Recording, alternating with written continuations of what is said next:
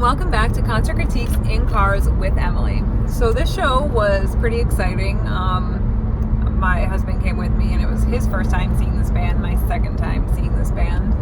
And we went out to dinner beforehand, and then went out for ice cream beforehand. So it was a very nice, just overall evening, and definitely what I feel like most people experience when they go to concerts as opposed to me. It was just like, let's go for the show and stick to the band and not really care about any of the before/during stuff that other people participate in.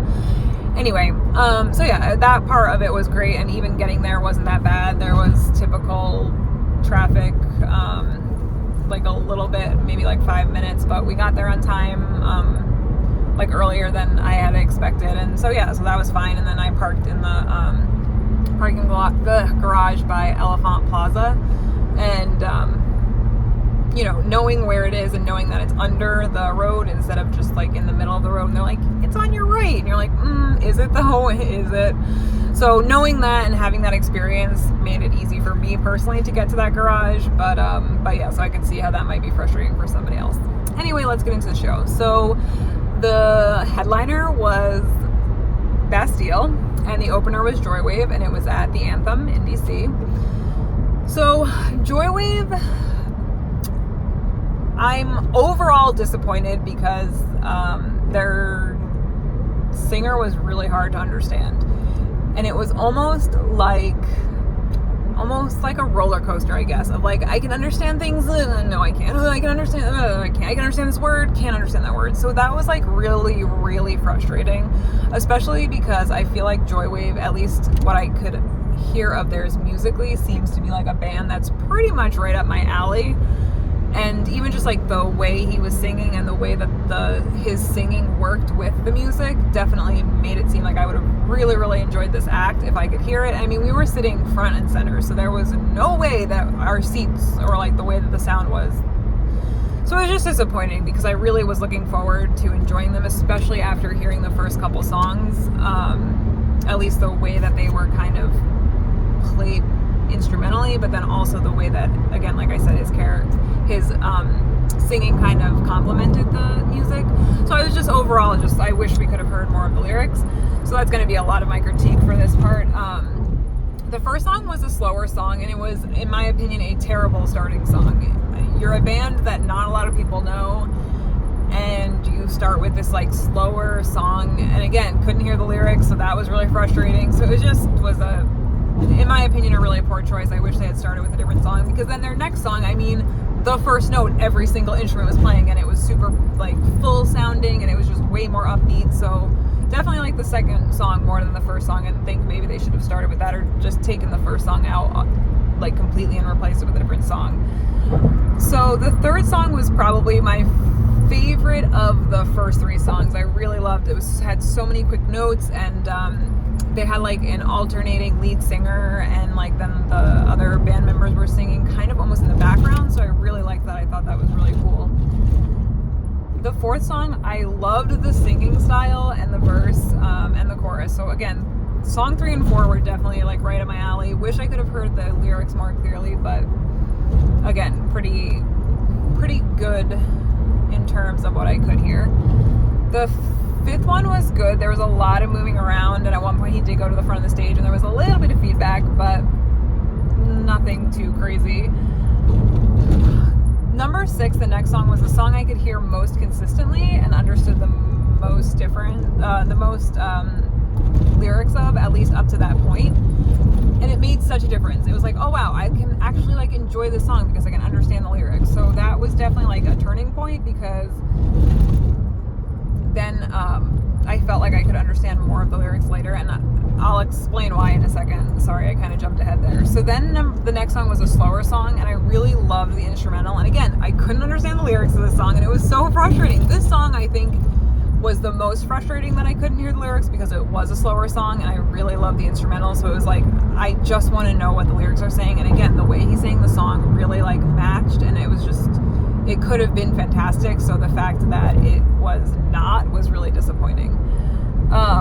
So then this is where I think maybe something happened with the mics, because so he told the crowd that they were shooting a commercial for YouTube, and explained the directions to us. So the camera guy was going to point the camera at them on the stage, and then they were going to point at us, and we had to cheer their name 3 times, and then they were going to point back to them. And we were successful first try. Didn't need a practice round really or anything, so that was cool. We did it. We were silent and we did a good job. So it'll be interesting to see if that's on YouTube. I don't know if they just maybe do that for a couple shows and take their favorite or the most excited crowd or whatever, or maybe if they really are just doing it for our show. So that was kind of cool. So then the 8th song, the next song, was so catchy. The music was super catchy, and also the lyrics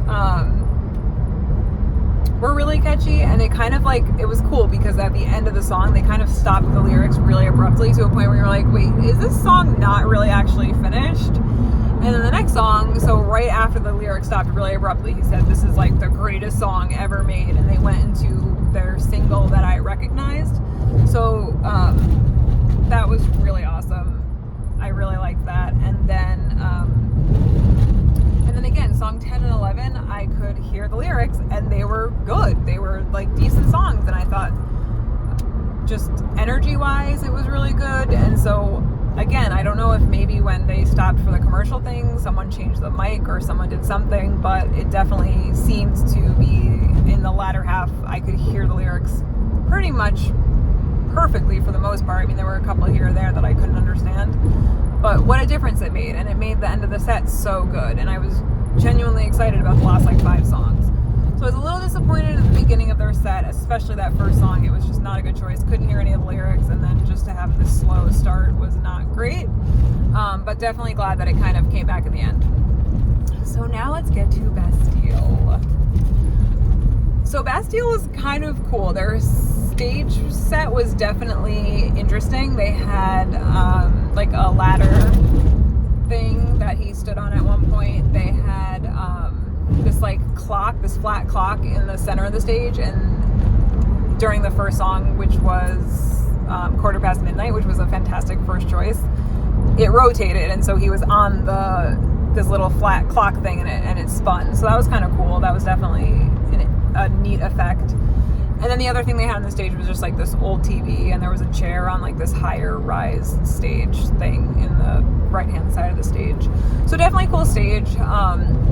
I really also, so it was separated into 3 acts, 3 acts. And I thought that it was cool because during the first act, for pretty much every song, if not every song, they had this window that was in the middle of the screen. And so you saw this city view out of the window, but then for every song they kind of used the window and changed what was in the window. So I thought that was really cool that they kind of kept that consistent throughout that first act. And they brought it back in the third act, but kind of for the second act they really didn't use the window. They used the city scene from one of their songs, but they didn't use the window. So I liked that. I liked that that was kind of like, clearly they wanted you to like enjoy the theme of the show, which was definitely time-based and like nighttime based. So it's like the night, and I don't know, it was just really cool. So I really liked that overall just environment that they kind of created for you. So like I said, midnight was the first one. Fantastic. Love that song, so it was really great. The second song, I really loved the bridge, and I really loved the like deep brass sounds that kind of came with that song. Definitely recognized it, didn't know it super well. Number 3, love this song. Totally. I'm also so terrible at Bastille song titles, so please forgive me. I'm not going to know any of them, just an FYI. Anyway, so I knew song number 3 and I loved it, and the lead singer was playing like the one drum, so that was pretty cool. And that actually, he played a lot of, there were many songs where he would either play the keyboard or the drums or the electronic like drum kit thing, so that was pretty cool. So then they talked about their new album and kind of how they created it and what the feel they went for was. And so he talked for kind of a while. He was like, I promise I'm not going to talk for this long after this. But it was nice. It was kind of cool to learn like his perspective about it. The next song I did not know, but I really did. I want to say it was called Nocturnal Creatures or something like that, because that was the chorus. But I really loved, they had like quick verses, and then they had like this computerized part with the computerized drum kit, so that was pretty cool. I really liked that, but really those quick verses. And a lot of the songs I didn't know had a lot of that like quick, like either quick instruments, like those quick notes, or a very quick, sorry guys, or a very quick lyrics. So I really liked that. So the next song was slower, and he sat up on the ladder and sang. So that was fine. Again, I didn't know the song that well, but I mean, it was still good, and it wasn't like anything that was super distracting or it didn't fit well with the set. It was a good time to play that song, and I think it was a pretty good song. Then they played Happier, so that was awesome and just definitely brought the energy to a totally opposite direction. And I really loved they had like really subtle changes and just holding words, like especially in the first verse, and then towards the end there was another chorus where the words were just like held a little bit longer, so that was really, really cool. I loved that and thought that was really fantastic. And then so after that, they played a song that had like less of a rocking out feel to it, which is fine. Just really hard after such a great upbeat song. But I mean, I guess there is no good solution to that, right? Like, you play a really popular song, you kind of don't have a choice but to play another song that's not going to be as upbeat. So that was kind of a little bit of a lull, but definitely not a low. It was just like okay. So then after that they played Flaws, and I had totally forgotten about Flaws, and hearing that song I was like, oh my god, how did I forget about this song? It's so good. And apparently that was the first one that they released in the UK, so that was pretty cool. And I'm glad that they still play it and keep it in their rotation. So during the song, the lead singer like came out into the pit and kind of walked around. So he started from the right side of the stage and came to the middle, and it was awesome because not only was he just walking around, but he would stop and just kind of like have a mini dance party with people and then kind of move on and have a little mini dance party. So that was really cool. I think the fans in the pit definitely appreciated that, and I like that he didn't just stay in the front. He kind of went front to back and left to right. So again, I thought that was cool, and obviously that's definitely like a crowd pleaser for sure. And it was a great song. I love the bridge and the end of that song. It's just fantastic. So hearing it live was just super cool. So then after that was when Act 2 began. So I'm assuming it gave him a little bit of time to get back on stage and kind of, you know, get ready for this next part of the show. So as Act 2 was being set up, they put a couch on top of the spinning clock thing in the middle of the stage, and then they also put a lamp, like when you would get at an IKEA or a Target, but without a lampshade. So it was just like the light bulb at the top of the lamp. So for the next song, once this Act 2 started, the lead singer sat on the couch that was there, and then the clock spun, and on the back of the couch was Doom Days in white. And I have a feeling that had to do with the video for the song that was being played, because on the screen they kind of showed you pieces of what I'm assuming was the music video. So I think that was it. I would definitely have to check it out. But yeah, I really loved the second verse of that song. I thought it was really good. The next one I didn't recognize, and he crouched down in front of the stage. Really liked the pre-chorus, but again, it was definitely like a slower paced song, at least at the beginning. After that, they played Bad Blood, and again, totally forgot about the song, but it was just so fantastic. I definitely should have clearly listened to more Bastille before coming to this show. Just in general, I probably should have, but I really loved the subtle changes in the bridge, especially because I don't feel like there were a ton of subtle changes, but the subtle changes I did notice I really, really enjoyed. So then the next song, he said it was the most depressing song in the set, and so I'm thinking like, all right, this is gonna be a slow song, like maybe not even like a drum is gonna play, like sort of a just almost like an acoustic version of the song is gonna be played. I understand why he was saying that. So he explained that in order to like make this album, they kind of had to have a song that talked about what they like were kind of talking about as a whole, which I know sounds super confusing because I just said basically the same thing. But it was about like all the issues in the world that we try and like forget about, I guess.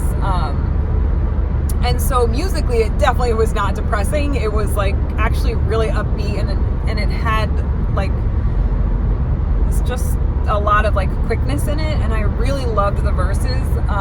Not a huge fan of the chorus. I mean, it was about like cell phones and how he's addicted to his cell phone, the chorus, so I didn't really love the chorus necessarily. It kind of took me out of the cleverness, because all the verses were super clever, and they were just like so well thought out and put together. And then you get to the chorus and it's like, oh, I'm addicted to my cell phone, and I was like, But I really loved the verses, and definitely did not expect that song to be as like upbeat musically as it was.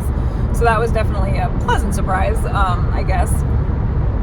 So the next song I like knew and loved, and again, I don't know the song title. I'm sorry. I don't know. I just clearly need to be better about knowing more about Bastille song titles. But great to hear and see live, as always. I love that. So then they started. Oh wait, actually, let me go back. So the song before, I'm pretty sure some of the lyrics talked about Act 3.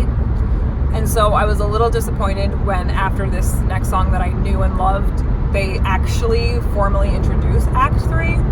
So I kind of feel like if you're going to have a song in Act 2 about Act 3, I don't know, that was just strange to me. And I remember distinctly thinking, oh, maybe this is like the sly introduction to Act 3 and they're going to be like Act 3. But it just seems strange to me to have a song with the actual lyric Act 3 in Act 2, and then 2 songs later, or the next song after that, introduce Act 3. But whatever, so they introduced Act 3, they took the couch away. Then they played their new single, Joy. So just seeing the range of singing, right? There's like this like deep part, and then he like gets really high at one point, or a couple points. So that was like really cool. And again, definitely not a single of theirs that I know by heart yet, but a single that I like and I'm excited about, and seeing it live and just seeing that range of singing was really cool and very impressive. So that was neat. So then after that, they talked about this next song being like equivalent to a one-night stand. And it was definitely the low of the show for me. I thought the chorus was super cheesy. And I don't know, I just wasn't really feeling it. It just didn't really do anything for me personally. But after that, they played one of their bigger hits. And again, guys, I'm so sorry, I don't know the name, but you would definitely know it because it was on the radio a ton. And then he like laid on the clock and it spun around. So it was just cool to like watch him like laying down and spinning. That was a pretty neat effect.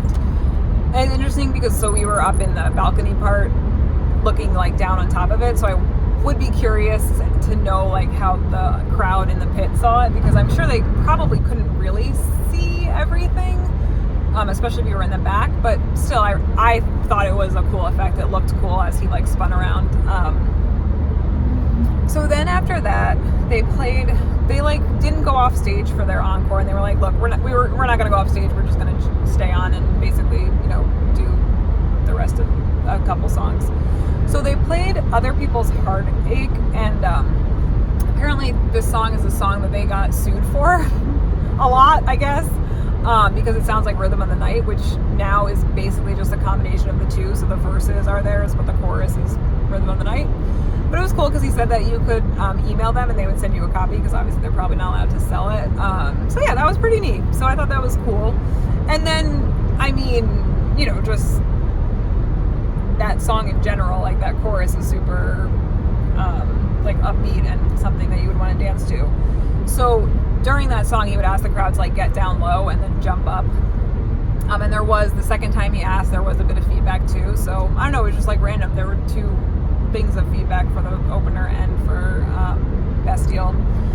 And then only 2 more songs, guys. I know this is a long one. So then this is like the second to last song of the set.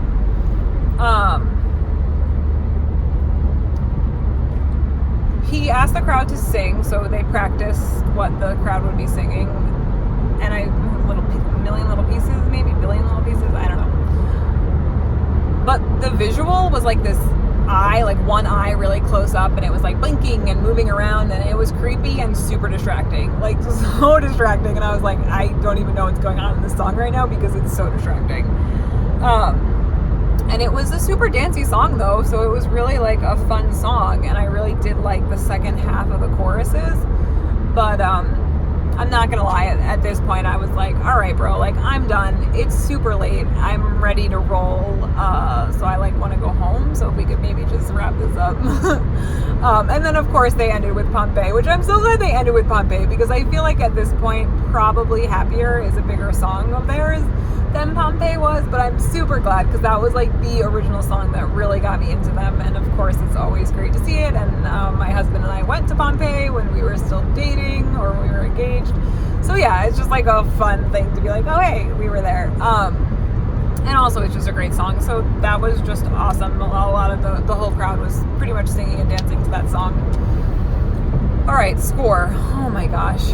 Okay, so Joywave definitely was just, I wish I could have heard what they were singing. If we had been able to hear what they were singing, I think I would have given their part of the show a 10 out of 10. And I'm so disappointed because I really think I would have enjoyed a number of their songs if I had been able to hear it, because the things I could hear of theirs I really did enjoy and I really liked.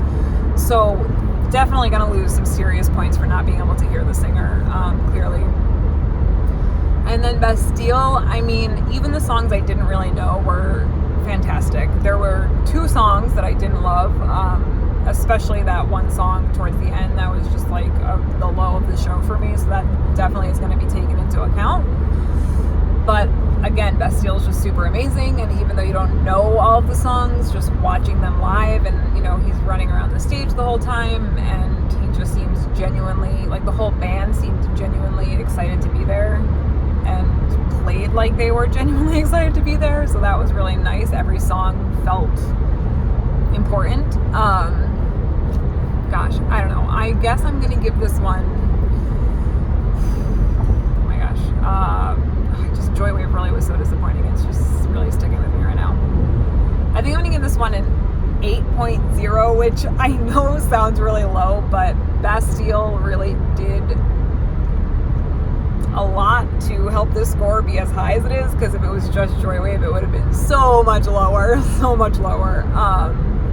But again, Bastille was really amazing, and I really liked all of their songs, even if I didn't know them, with the exception of that one, especially towards the end, and then the other one kind of towards the beginning that wasn't super great for me personally.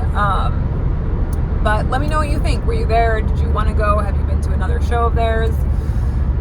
Do you think I'm being fair? Do you think I should have given it a higher score, a lower score?